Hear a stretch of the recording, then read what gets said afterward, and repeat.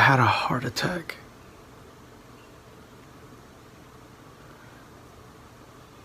My heart stopped.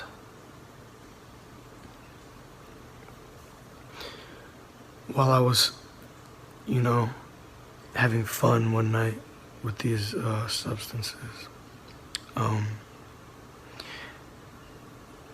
No one can tell me that it was the substance that was making me experience what I had experienced, because I know what it feels like to be on a hallucinogen. I know what kind of visuals that these things give you. This was not that in any way, shape, or form. You can try and sit there and tell me, oh, you were high as a kite,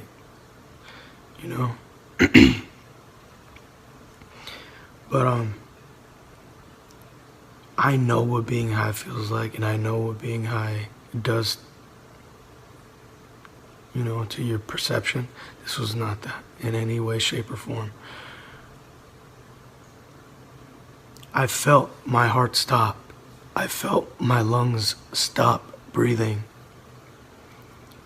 I felt all my muscles shut down, and I couldn't move. I couldn't even open my eyes.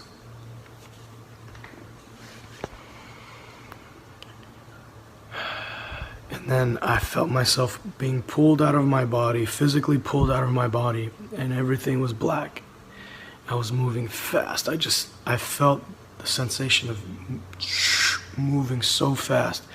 And then I see this light in front of me. It's like this pinpoint of light.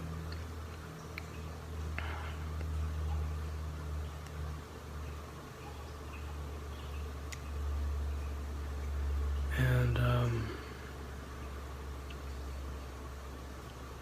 it just gets bigger and bigger and bigger the faster I'm moving towards it. And then this light is right in front of me. It's so bright I can't even look at it. I'm looking down.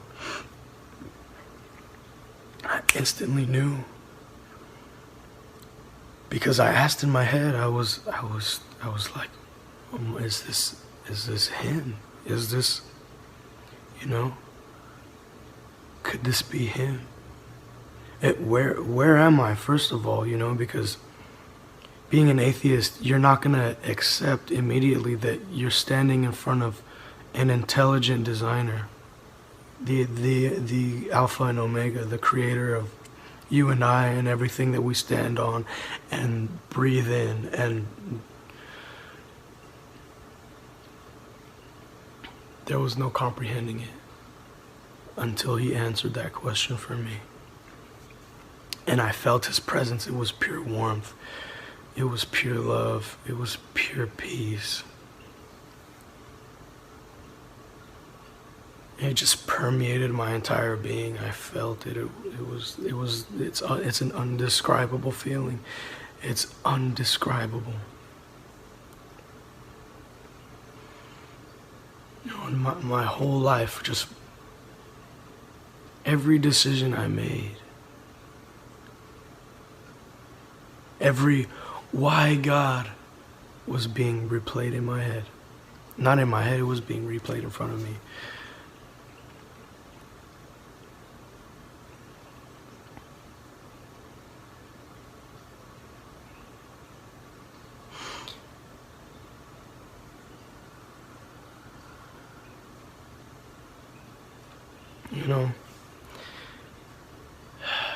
And I was still skeptical.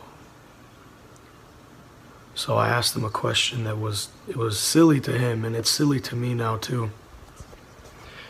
But I asked him, I said, God, why is there so much evil in the world? Why is there so much hatred and so much pain? Right? And he told me, if you're not with me, you're with him.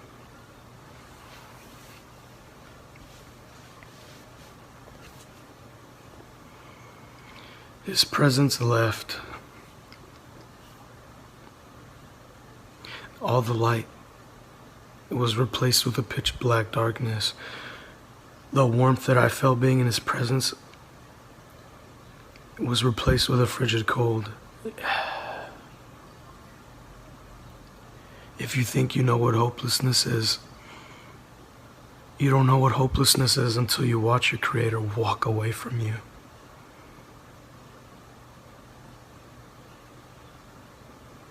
Until you feel the love of our Father in heaven leave you forever. And then I see these eyes open up in front of me, these bright glowing red eyes.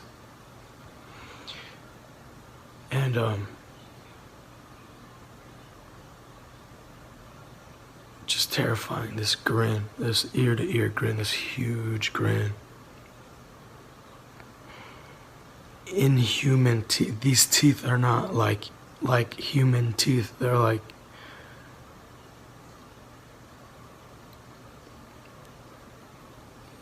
a rabid dog, just razor sharp teeth.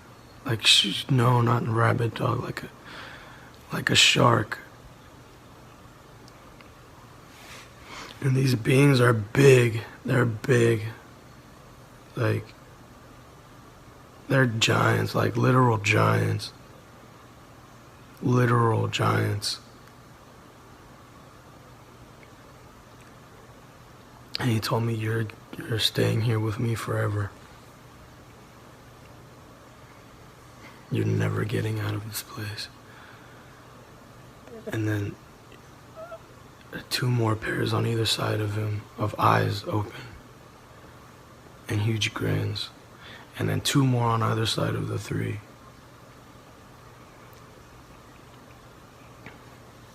I try to get up to run. One pinned me down for each of my limbs.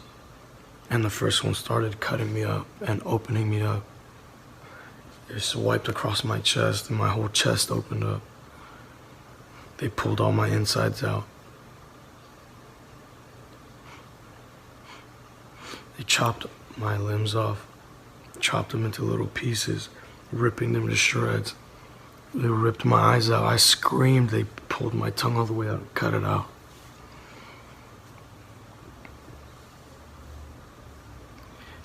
And they were reminding me the whole time of everything I did in my life. Every time I took my life for granted.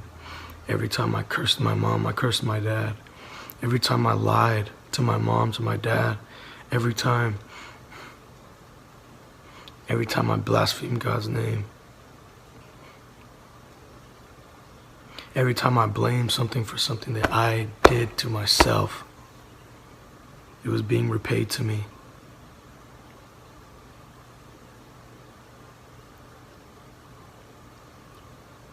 And as much as it hurt, and oh, it hurt, I felt everything. Everything. I felt everything. It's an unimaginable type of pain. This brain that we have, this physical body that we have, the senses are limited. They're limited. They're limited to synapse and firings of flesh, right? When you're taken out of the flesh vessel, when you take the meat goggles off,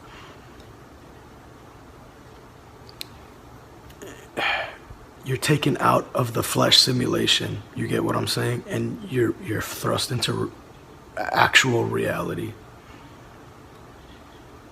Everything that happens in the physical happens first in the spiritual.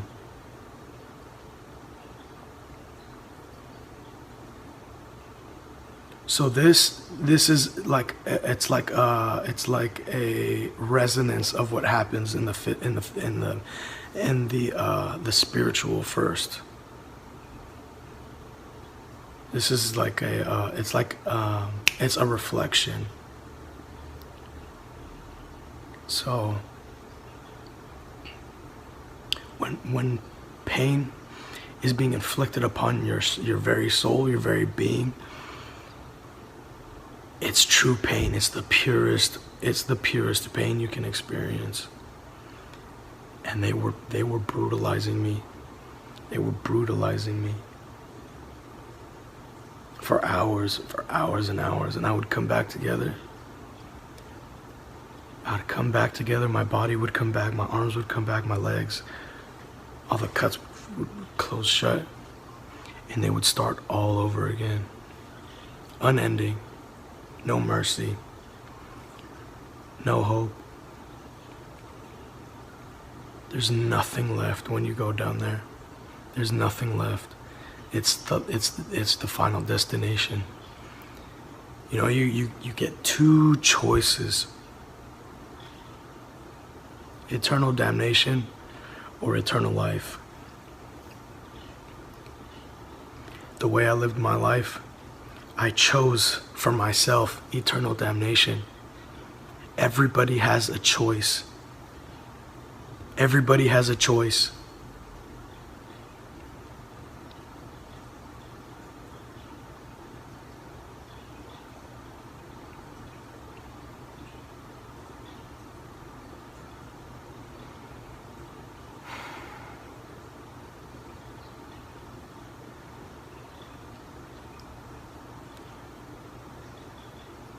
That was the price I paid for turning away from God. Because I was angry at him. When really I should have been mad at myself because I did it to myself.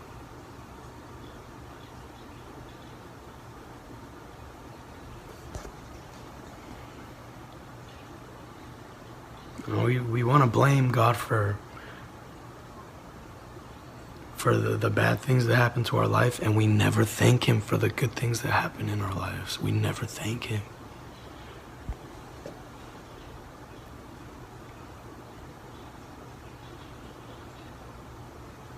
We want to say, God, why? Never say that, ever. Never let those words come out of your mouth, please.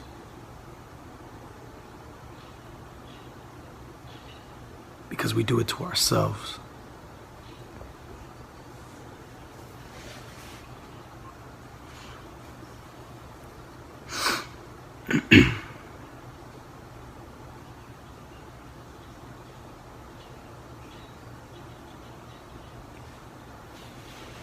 I'm not trying to put anybody down. I'm not trying to, you know, we all have things we gotta work on.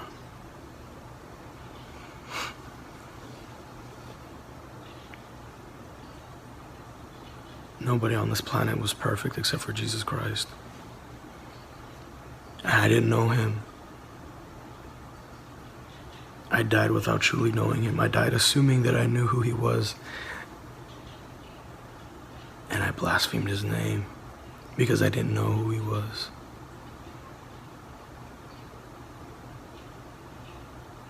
And in my utter pain, through all the torture that I endured in hell, I screamed his name. I screamed it out. I screamed, Jesus Christ, please save me. Get me out of here. This was my final chance.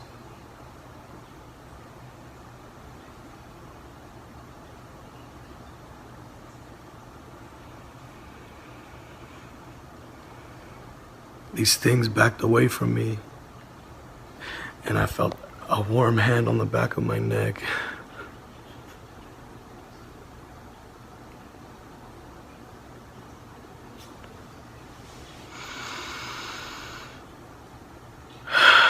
And he pulled me out of there. And he pulled me out of there. He pulled me from hell after I made my bed in there.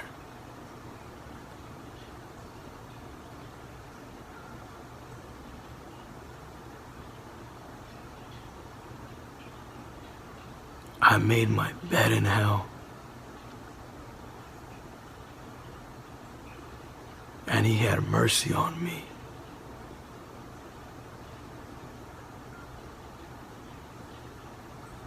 Imagine what he can do for you.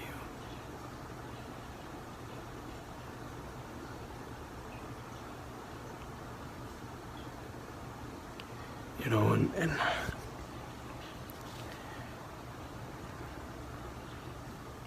I wish I could tell you that I turned around and became a perfect model Christian.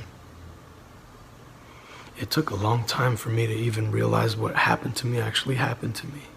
I was trying to block it out of my mind because every time I remembered it, it broke me down. And I could feel these things that tortured me. They were watching around the corner, you know. They hated that I made it out of their clutches. They hated that because I had a testimony and they weren't going to let me share it with people. It's been 2 years and I haven't been able to open my mouth about this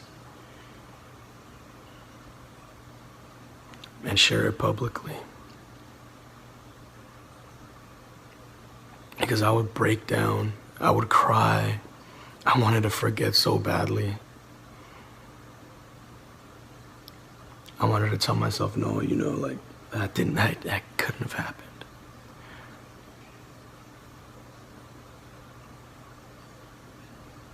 But slowly, God was working on me. He was working on me.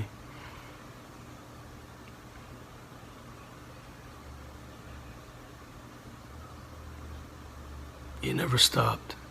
He never stopped believing in me. Even someone like me, even someone who blasphemed his name, even someone who ran away from him, even someone who didn't want to believe.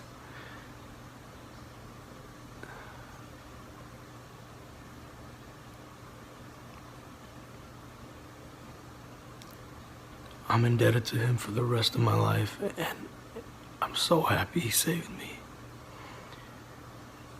I'm so happy he saved me.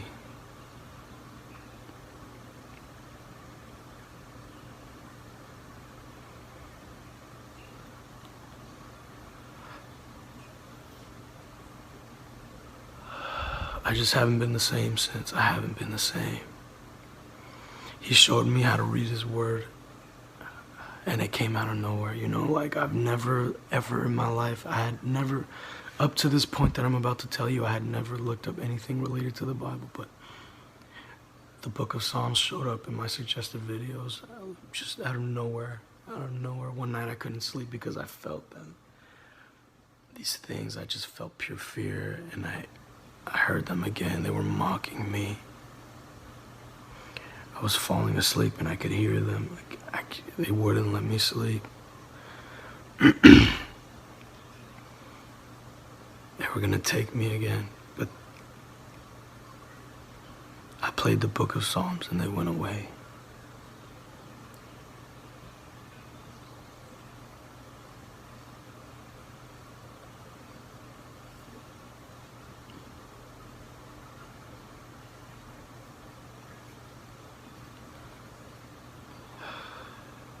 You know, I had never willingly read the Bible in my life, you know, and what I described to you right now is the outer darkness, and I had no idea until it happened to me, and I opened a Bible. I opened my mom's Bible, and I flipped to the page. In Matthew, speaking of the outer darkness, weeping and gnashing of teeth, you can do nothing down there but bawl your eyes out and scream and cry through your chattering teeth. That's all there's left to do. That's all there's left to do.